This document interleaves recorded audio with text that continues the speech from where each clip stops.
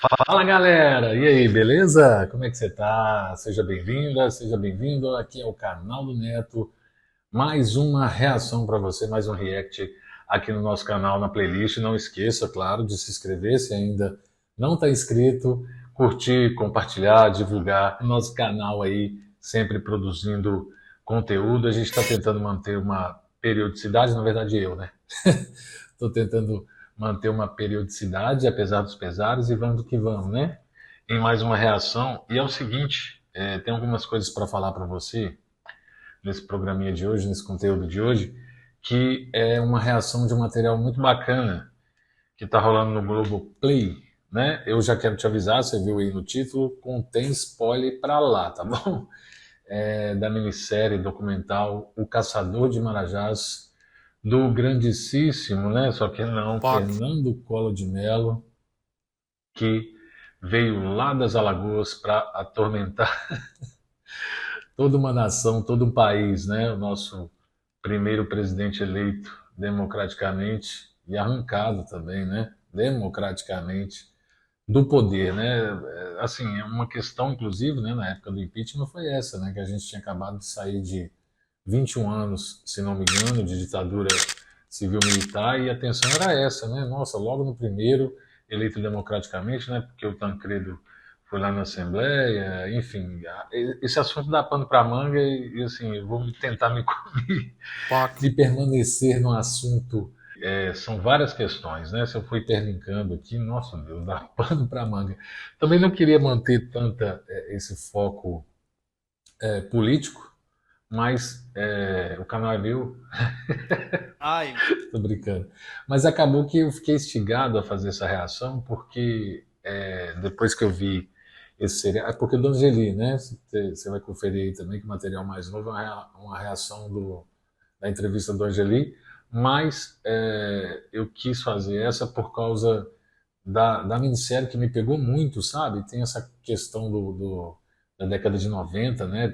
Que tem uma textura própria, né? Tem aquela que a gente, quem é meu contemporâneo, né, lembra dessa textura, até do recorte televisivo aí também, dos frames, né? Enfim, e tem meio sépia, né? Meio essa coisa noventista que é muito legal e assim, e acaba também que a gente vê como a história também se repete, né? Na época do impeachment do Collor, o Bolsonaro foi um dos que votou lá também a favor, né? E aí depois, anos depois, ele ainda salda o Ustra para votar no impeachment da Dilma. E engraçado, né? Ao mesmo tempo que está, né, tá no hype essa minissérie, está também Tremembé, e a gente percebe como no Brasil alguns criminosos têm uma tolerância absurda da sociedade, né?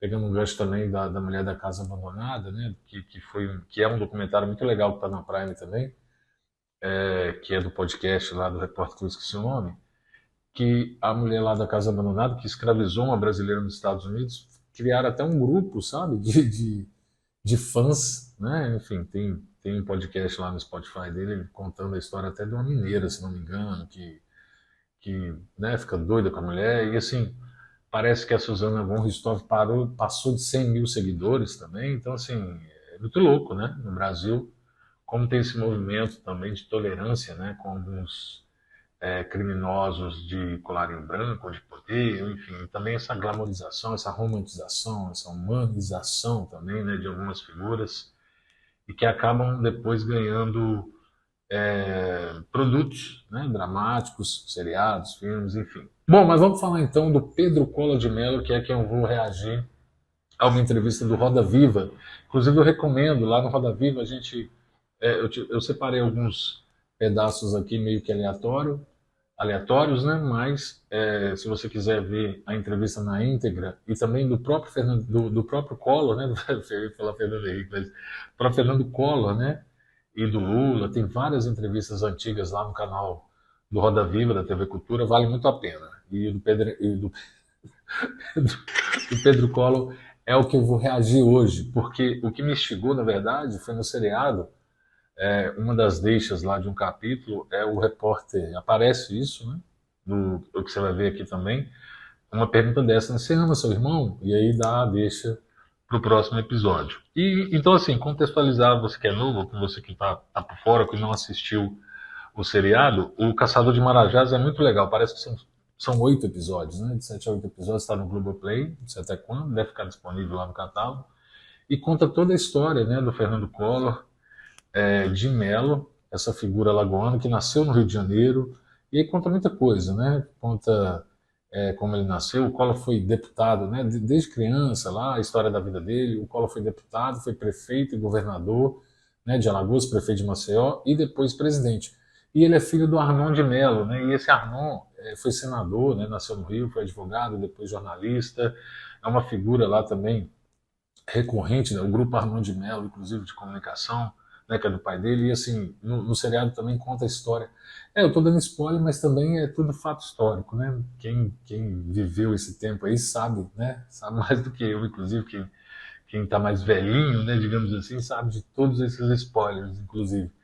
E esse Arnon, ele é conhecido por ter matado um senador, né? Lá no seriado conta direitinho, né, que ele era um rival político dele, ele ainda atira no cara, erra o tiro e mata outro cara lá, pega outro coitado lá, então o cara acaba morrendo de bala perdida, outro senador, e também não deu em nada, né?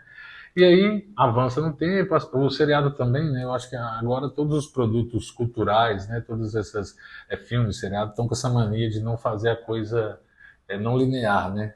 Não mantém essa linearidade, né? Então vai e volta no tempo o tempo todo, né? Vai e volta no tempo. Fala, galera! Tem esses cortes. E aí vai avançando na trajetória dele, mas sempre com essas idas e vindas temporais, né? E aí conta a história do Colo toda, né? Do casamento dele com a Rosiane, do envolvimento dele lá com a mãe de santo, dos rituais. A Teresa é uma das que procuraram, né? A Rosiane, mas ela não quis dar entrevista para esse documentário, para essa série documental, né? Pegam só imagens, entrevistas de arquivo lá que ela deu depois falando dos rituais de magia negra na casa da Dinda para Renata Ceribelli.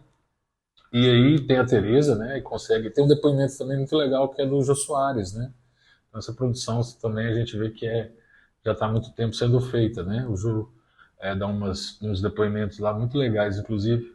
Não tem o Milton Cunha, mas tem outra figura lá também que era um cabeleireiro, será que era da família, amigo da família próxima. Então tem o depoimento de muitas pessoas, é muito legal, vale muito a pena assistir. Então, assim, se você não gosta de spoiler e está chegando até aqui, não continua não.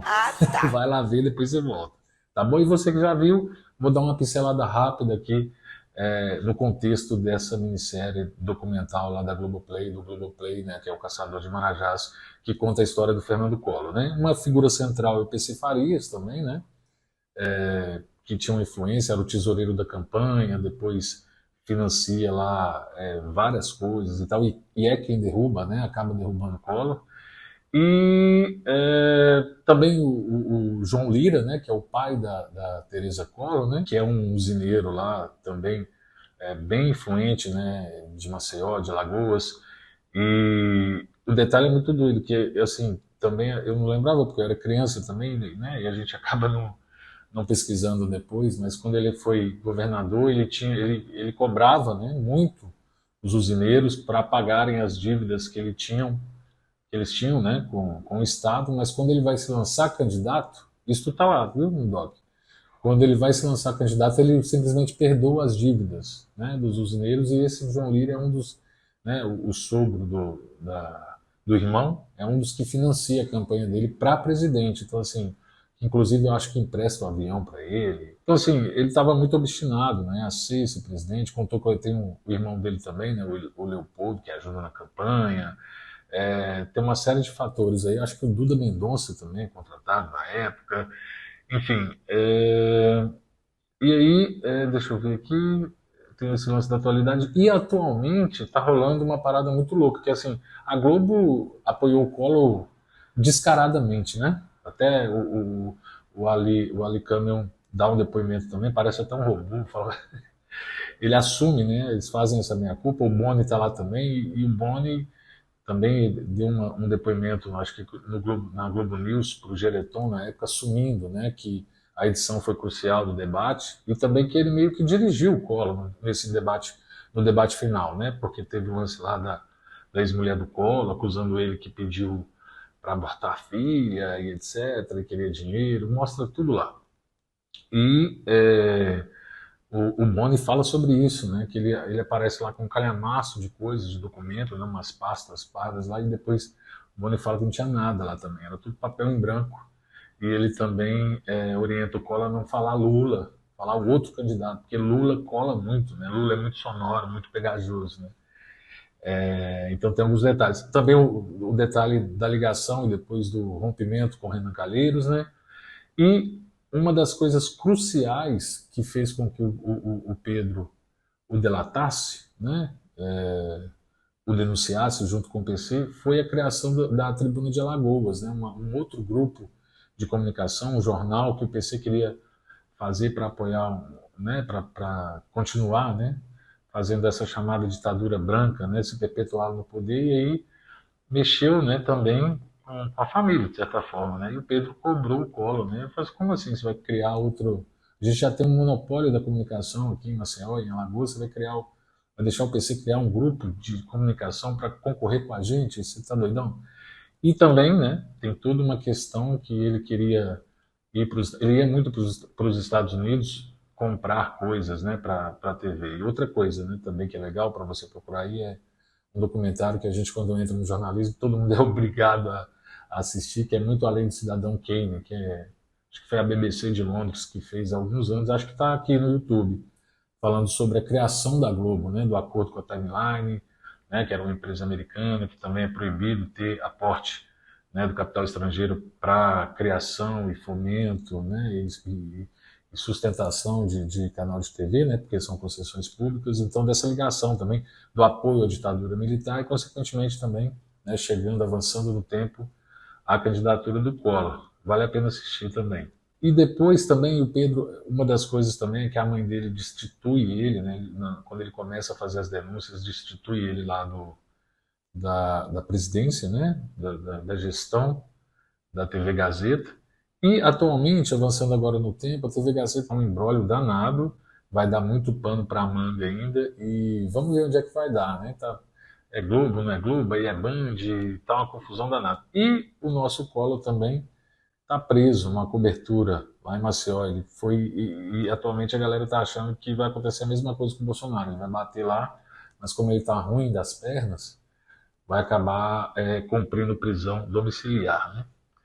E assim, o que me incentivou a assistir, né, a reagir a essa entrevista dele no Roda Viva, foi um dos ganchos lá, como eu já disse, no documentário que o repórter, né, um dos entrevistadores lá do Roda Viva pergunta para ele: você ama seu irmão, né? Aí ficou no ar. Então vamos reagir agora a essa entrevista do Pedro Collor de Mello em 94 pro Roda Viva. Vamos lá.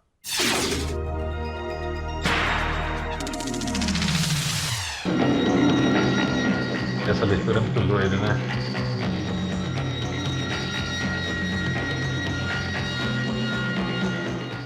Boa noite. No centro do Roda Viva, que começa agora pela TV Cultura de São Paulo, está sentado o responsável pelo vendaval de acusações que terminou, por enquanto, com o afastamento do cargo do presidente da República, Fernando Collor de Mello.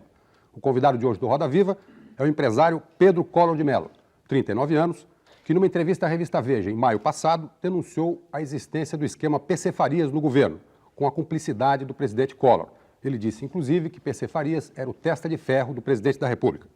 De lá para cá, muita água e muitas cabeças rolaram, inclusive a de Pedro Collor, que perdeu o comando das organizações Arnon de Mello, empresa de sua família na área de comunicações em Alagoas. Seu irmão, o presidente da República, perdeu, por enquanto, temporariamente, o cargo de presidente da República.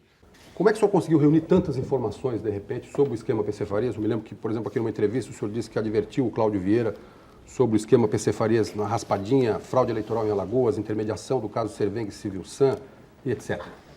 Então, antes de entrar, tem isso também, né? O pessoal fala que é porque o Pedro, como eu disse, ele ia muito nos Estados Unidos, então assim, ele queria ser esse lobista, né? De trazer empresas americanas para o Brasil, e o PC era meio que um adversário, né? Então ele queria ter essa carta branca também. Então parece que foi isso que deixou ele meio emputecido, além da questão, né, disso também do Collor gastava muito, enfim, não contribuía muito e também não reconhecia, né? Ele ia lá em Brasília conversar com ele, dava chá de cadeira dele lá, então, além de tudo, tem essa questão, não é porque ele era um honestão, um ético, né? Não é isso, é porque também ele queria ter, né, esse acesso do governo federal. Foi uma série de coisas, enfim, foi ao longo do tempo, né? Essas informações chegavam de todas as maneiras. Pessoas que cobravam uma reação imediata de quem quer que fosse do governo. Gente que se propunha a denunciar esse tipo de coisa, caso eu levasse avante. Toda sorte de pessoas. Empresários, empreiteiros e outros tantos. E o senhor, como dono, sócio ou diretor, enfim, de uma empresa de comunicação, não via como publicar essas informações, por exemplo, nos seus veículos de comunicação? Não, porque, veja, era uma situação muito incômoda, uma coisa tremendamente difícil. Eu, irmão do presidente da República, recebendo esse tipo de informações, de denúncias, levava essas informações avante, imaginava que, num período específico de tempo, fossem tomadas providências. E não foram tomadas providências, quaisquer providências, né? E a coisa foi crescendo, foi não crescendo, e o resto nós sabemos. Para quem o senhor levava Humberto essas Werneck, informações? desculpe, Pedro, eu pergunto ao Humberto, em seguida o Pedro. Tá. A entrevista começou com irmãos, né? Vamos por esse caminho aí. Você ama seu irmão, Fernando, e em caso negativo, quando é que esse amor e por que ele acabou? Quando Por quê? e por que acabou? Amor. Eu não sei, eu nunca me fiz essa pergunta. E tem outra questão também, né? No documentário fala, ele fala aqui também, né? Deve falar. A Tereza também, a Tereza Collor parece que também é outro fator, né? Que o Collor pedia a ela. Parece também que é uma das questões. Em tese, ou seja, você quando tem uma célula familiar, e é uma célula familiar como qualquer outra que tem problemas, enfim, divergências, o que seja. A coisa veio num crescendo, veio numa velocidade muito grande, a ponto de eu passar a não reconhecer mais as características do Fernando como eu então conhecia no passado. E confesso a você que eu nunca parei para pensar nisso, mas houve algum fato me traz profundo desgosto, me traz profunda tristeza, tudo isso. Eu confesso a você que antes de tudo isso começar, eu vivia num dilema, num drama de consciência íntima, um negócio muito forte. Me fazia mal. Mas o difícil foi tomar a decisão de começar a fazer essas revelações, que na ocasião eu só tinha conhecimento delas, não sabia de nada daquilo que viria a acontecer a seguir. Ninguém podia ser capaz de imaginar que o esquema do Paulo César tivesse tal abrangência, né? E fosse tal audácia dele nessa atividade dele. Mas, enfim, eu me sinto muito triste por tudo isso, muito constrangido por tudo isso, mas eu, enfim, me sinto bem comigo próprio. Isso é importante. Se não estiver bem comigo próprio, eu não posso estar bem com ninguém. O senhor Então, disse, em seguida às entrevistas, que para o senhor a sua família tinha acabado. Porque, veja, na medida em que tudo isso que aconteceu, e da forma que aconteceu, enfim... Entre as coisas que aconteceram, senhor Pedro Collor, foi a acusação, a suspeita de que o senhor padecia das faculdades mentais. Isso também fala no documentário. Uma coisa que eu esqueci de falar também, que o documentário, né, essa série documental, fala sobre o governo em si, né, o lance do confisco das poupanças. Teve gente que se suicidou por causa disso. Mas alguns pontos também positivos, né, marcos ambientais, a Eco 92. Não fala no documentário, mas também parece que a legislação da Lei Rouanet, assim, Ancine, foram criadas no governo dele. E tem uma coisa também que o documentário deu uma barrigada, não citou em momento nenhum, é que aos 24 anos ele foi presidente do CSA. E em 74, né, o presidente mais novo de clube, né? E em 82 ele voltou a ser a presidente também do CSA e foi o primeiro trabalho, né, do Luiz Felipe Scolari, o Filipão. Ele contratou o Filipão e o CSA foi campeão, né, alagoano, em 75 e também em 83, né, 82, 83, por causa dessa, né, presidência também dele. E o senhor submeteu a uma junta psiquiátrica. Era isso que eu ia dizer. Pois é, que vamos dizer, entre aspas, o absolveu, mostrou que sou uma pessoa... O seu irmão, Fernando Collor de Mello, submetesse a uma junta idêntica, obteria o mesmo veredito?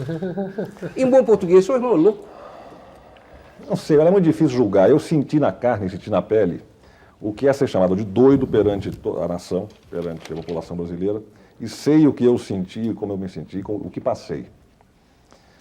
De forma que eu não acho justo dizer que quem quer que seja louco, isso ou aquilo outro, porque comete-se, no mínimo, uma precipitação.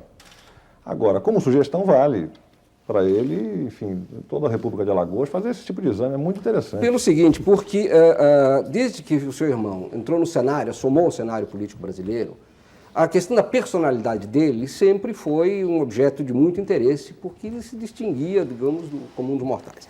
E haveria quem dissesse que era um exímio administrador do seu próprio marketing. Na reta final do processo de impeachment, todos os relatos que vinham da Casa da Dinda, do Palácio Planalto, davam conta que ele estava inteiramente aliado do que se passava. Então ficava de três possibilidades. Ou ele tinha absoluta convicção, fundado em coisas objetivas, de sua inocência, ou era um farsante dos mais acabados, ou era doido de pedra.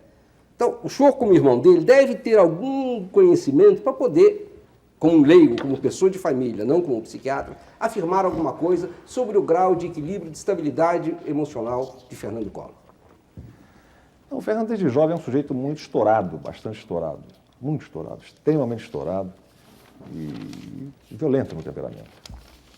Diante de tudo isso que aconteceu, eu levo Inclusive violência física, né? Inclusive violência física, sim. Então, enfim, ele fazia karatê, fez karatê durante muitos anos para justamente, eu acredito que ele encontrava aí uma válvula de escape, uma válvula de pressão para, enfim, ficar mais calmo. Baixar a agressividade. Autocontrole, enfim, você dar vazão à sua agressividade. Depois que a pessoa se torna adulta, enfim, se encontra na posição em que ele se encontra, a coisa muda, e principalmente numa carreira política vertiginosamente rápida, como foi a dele, prefeito, deputado, depois governador e presidente, é uma coisa totalmente atípica em qualquer lugar do mundo. Mas o Fernando, voltando à sua pergunta, eu acho que ele é um sujeito que ele se autoconvence de determinadas coisas e passa, inclusive, tem a capacidade de passar isso às pessoas de uma maneira impressionante. O senhor acha que ele está convencido hoje, autoconvencido de que pode voltar? Eu diria que existe uma dualidade de personalidades aí, em que, numa, ele passa essa verdade para a quem lhe convém, e a outra, então, ele tem talvez um choque com a realidade. Eu diria que é por aí, não é muito distante disso, não. Pedro Cafardo, por favor. Pedro Collor, as pessoas se perguntam, às vezes, o senhor fez a denúncia em maio, né, deste ano, mas o senhor sabia do que se passava muito tempo antes, né? Se pergunta o seguinte, por que é que o senhor só fez a denúncia em maio? Qual foi a gota d'água que levou o senhor a fazer a denúncia nesse mês? Certo? O que aconteceu no seu relacionamento pessoal? Tal, com não o foi presidente? o relacionamento pessoal, foi um conjunto de fatores que desaguaram em maio com uma conversa que eu tive aqui em São Paulo, no hotel César Parque, se não me engano, falha a memória,